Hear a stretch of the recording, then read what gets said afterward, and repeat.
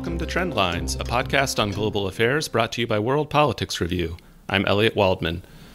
Just a quick note before we get started that if you like what you hear on Trendlines, you can stay up to date with new episodes by hitting the subscribe button wherever you get your podcasts, if you haven't done so already. You can find a full archive of previous episodes at worldpoliticsreview.com/podcasts. Also, tune into Trendlines later this week for WPR Editor-in-Chief Judah Grunstein's interview with Ed Luce, the Washington columnist and U.S. national editor for the Financial Times.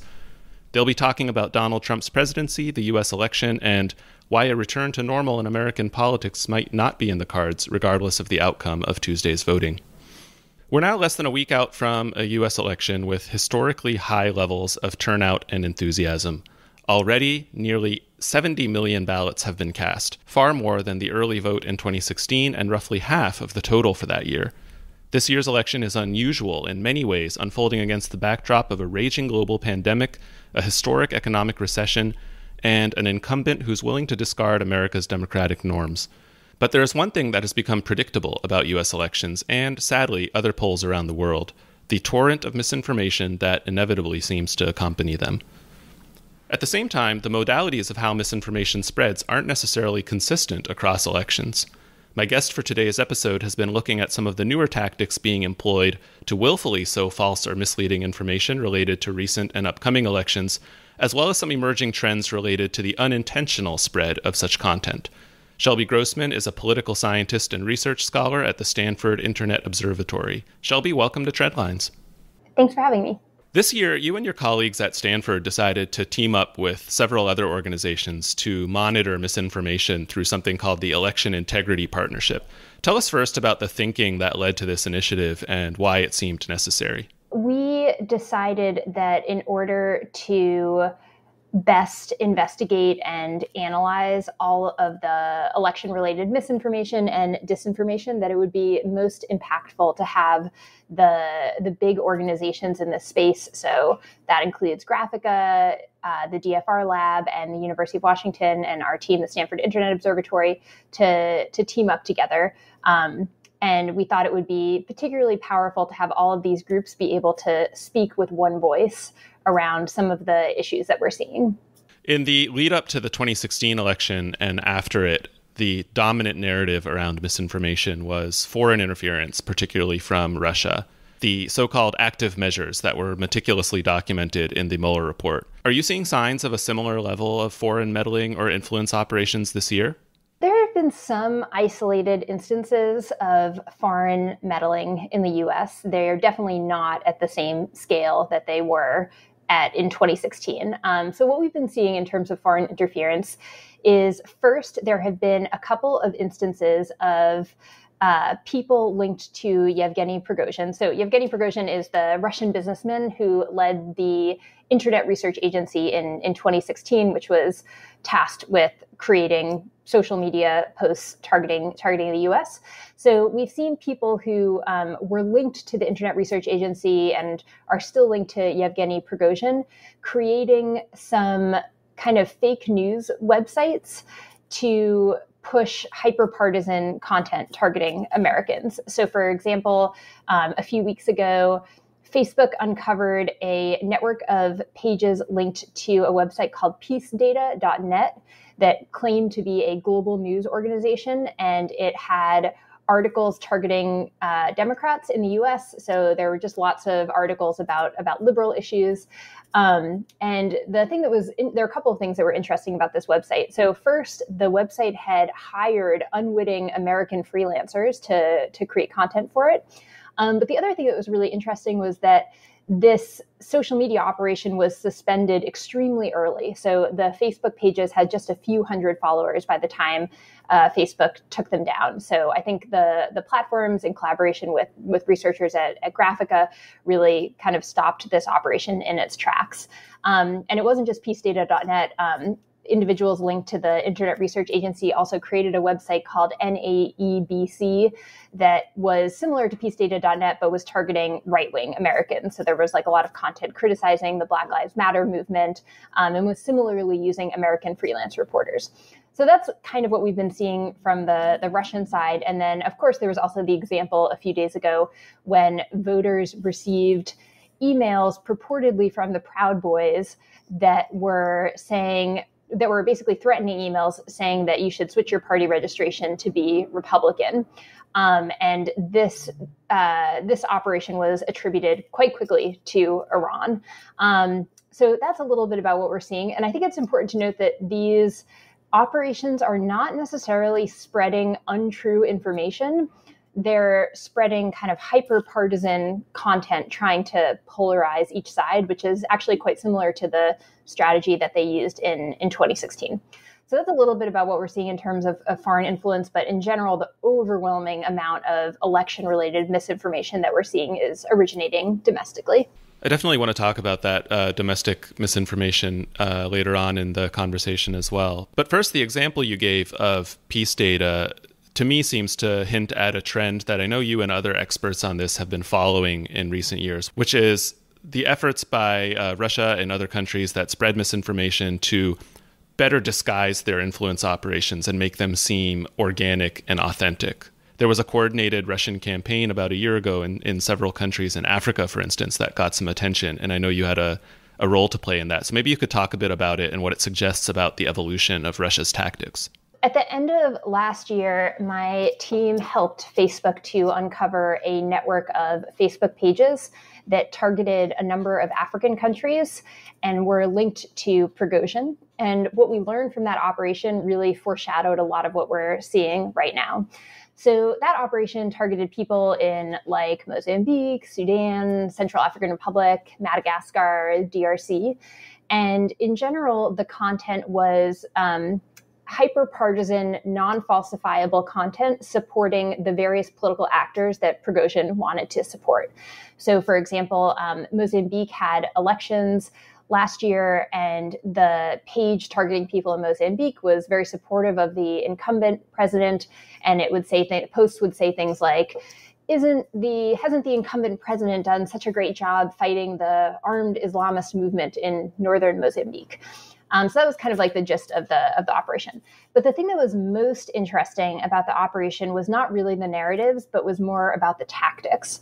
So what we saw was that Prigozhin had outsourced the creation of content to local actors. So there's some evidence that the operation targeting Libya actually originated with an Egyptian digital marketing firm. And the pages that were targeting Sudan actually had content that was created by Sudanese reporters. And there are a bunch of reasons why you might want to outsource your content production to local actors. So I think the main reason is it gives the government that is, organizing this campaign a level of plausible deniability.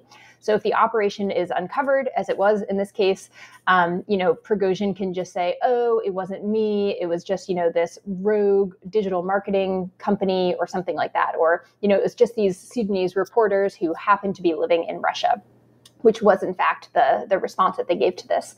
So the plausible deniability is one reason you might want to outsource. Another reason you might want to outsource is that it gives you access to people who have better language capabilities for the country that you're targeting, people who have more cultural knowledge. And so as a result, the disinformation campaign is going to be able to create content that is going to resonate more with the people that you're targeting. So this is, exactly what we're seeing with peacedata.net and NAEBC, where they're outsourcing content production to Americans so that when Americans are reading this content, they won't see kind of all these weird grammatical issues. And the idea is that in theory, Americans will be able to create content that resonates more with Americans. So that was like the first main trend that we saw. And then the second trend that we saw, which I alluded to, is that we saw very little untrue information. In fact, there was just like very little falsifiable content at all. It was just this cheerleading content, supporting these various political actors. It wasn't spreading untrue information, which again is quite similar to what we're seeing both from Russia and Iran in the US right now. So if I understand you correctly, there could be dozens of other outlets like peacedata.net or like the ones you described in these African countries spreading this kind of foreign planted hyper-partisan information that we're just not aware of. There definitely could be. And I mean, I think the reason that actors linked to the Internet Research Agency are focusing on websites is just because they know that the big social media platforms have a lot of people who are looking for this kind of stuff right now.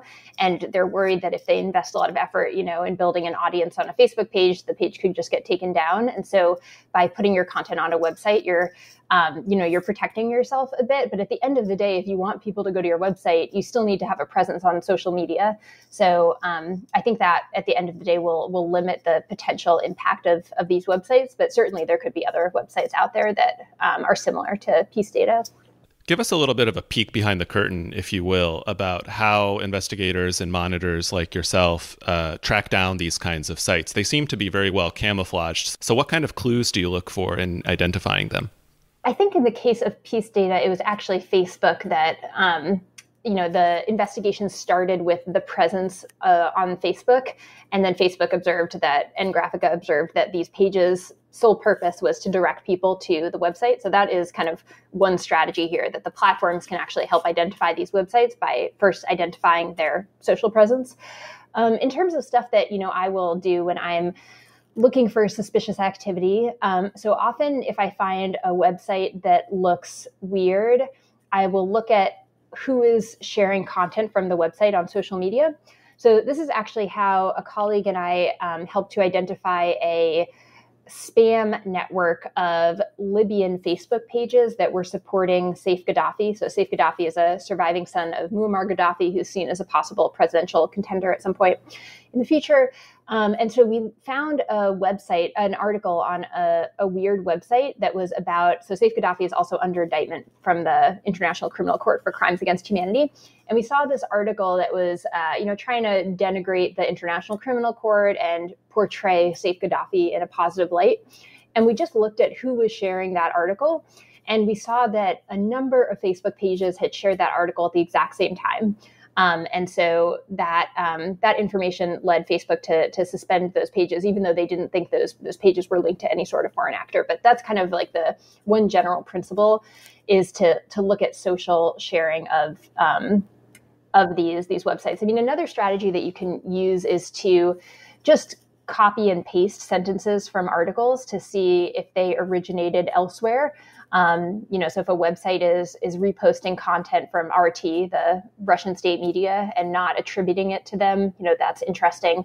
And so it's, particularly interesting that these Russian actors are now using American freelancers, because they're really responding to the investigative strategies that researchers like myself, are using, because it's going to be hard to trace content if it's being originally created by Americans. So they're quite sophisticated. It's fascinating. It's like watching a cat and mouse game unfold in real time as each one tries to outsmart the other. Exactly. Yeah. So I mentioned a few things in my introduction that make this year's election in the United States very unusual, in particular the pandemic, which is forcing changes in the way people vote. How does this open up new pathways for misinformation? One thing that is novel about this year's elections, as you mentioned, is that more people are voting by mail than have in the past. And so one thing that California, for example, has done is California sent every registered voter in California a mail-in ballot. And this led to rumors that unless you went online and changed your voter registration preferences, you would not be able to vote in person, which is not true. Just because you were sent a mail-in ballot, it didn't mean that you couldn't vote in person. So that's, one type of misinformation that we're seeing that's particular to this year's elections. So one thing that we're going to be on the lookout for is on election day, voting lines will likely be, socially distanced. So, people are going to be spread out, and that's going to make the lines seem long.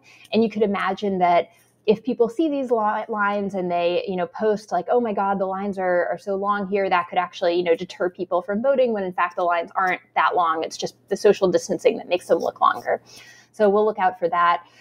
Also, with the increase in mail-in ballots, it's led to a lot of discussion about whether mail-in voting is reliable.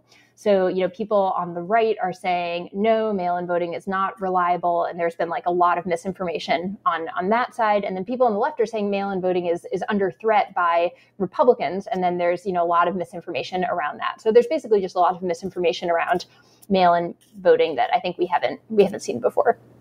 Something else that I know a lot of people are worried about this year is the prospect of a delayed result in the election, where we don't learn who won for days or even weeks after Election Day, or potentially a result that's contested, or maybe even both. What are some steps that people can take in the lead up to Election Day and in the days after to kind of inoculate themselves from false or misleading information in this regard? So I think it's cliche, but you should rely on news outlets that you trust.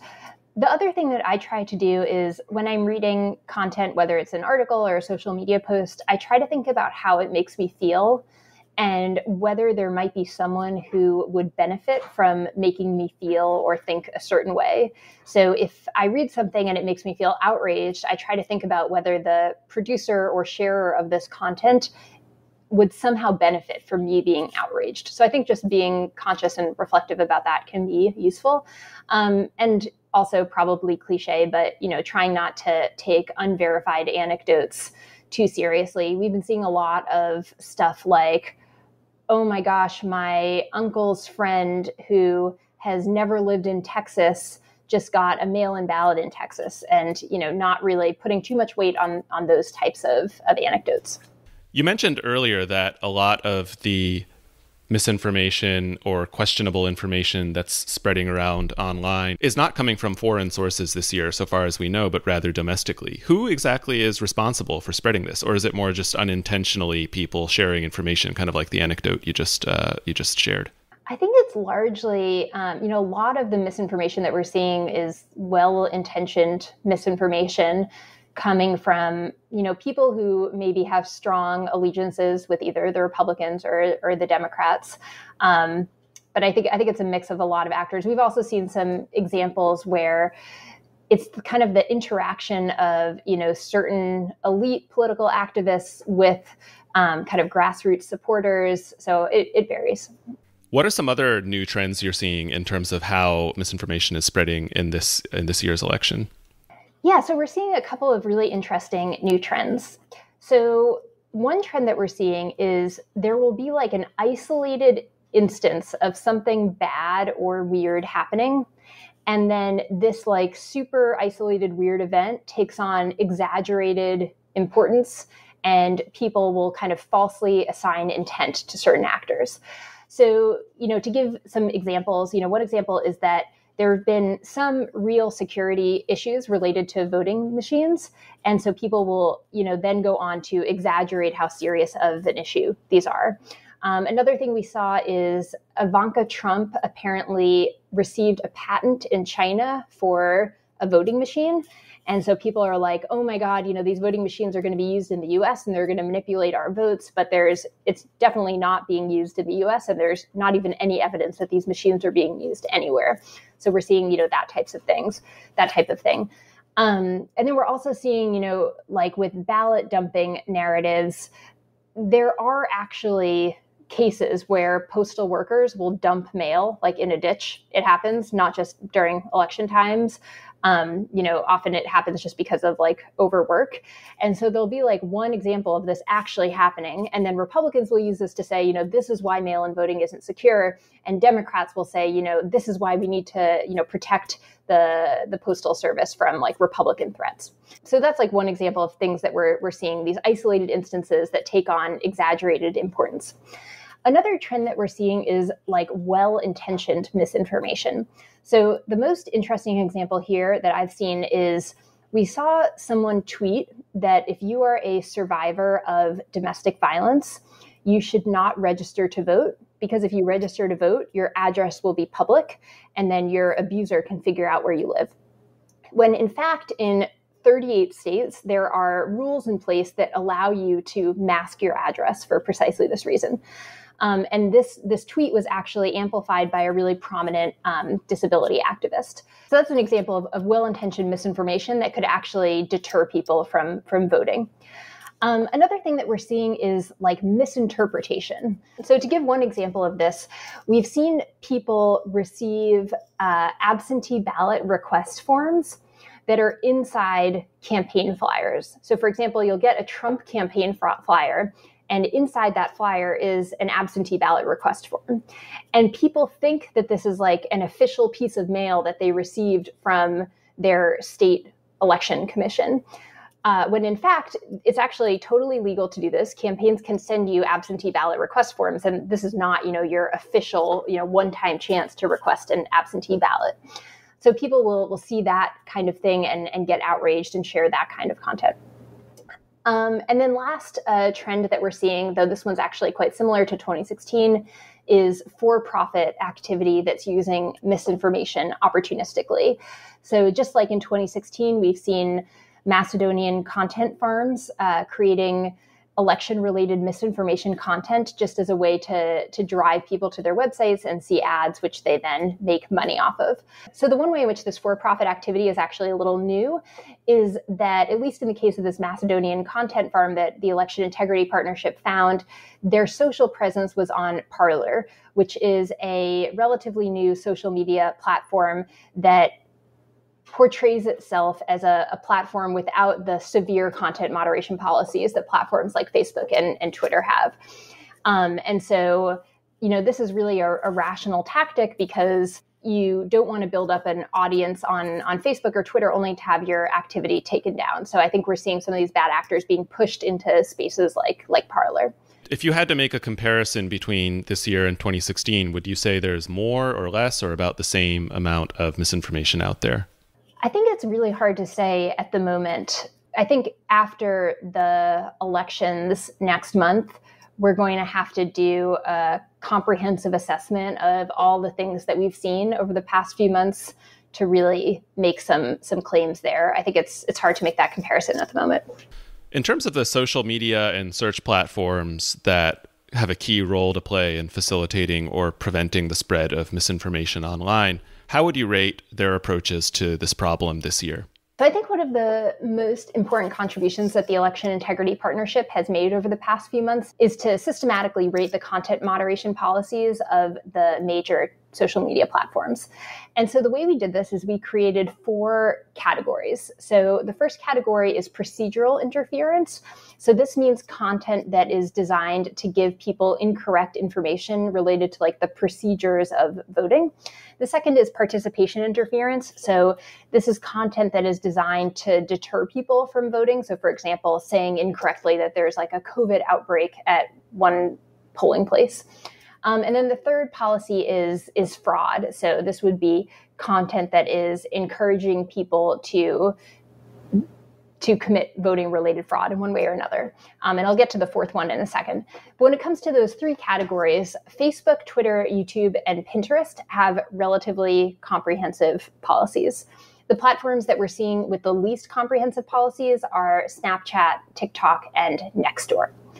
And so the fourth category that we've looked at is content related to delegitimizing the election results. And I think this category is particularly important. And so what we found there is that Facebook and Twitter are really the only platforms with comprehensive policies with regards to content related to delegitimizing the election results. YouTube, Nextdoor, Pinterest, and Snapchat have either no policies or non-comprehensive policies related to people who try to delegitimize the results. I think the platforms that are really the most problematic are going to be platforms like Parler that do not have content moderation policies around election-related misinformation.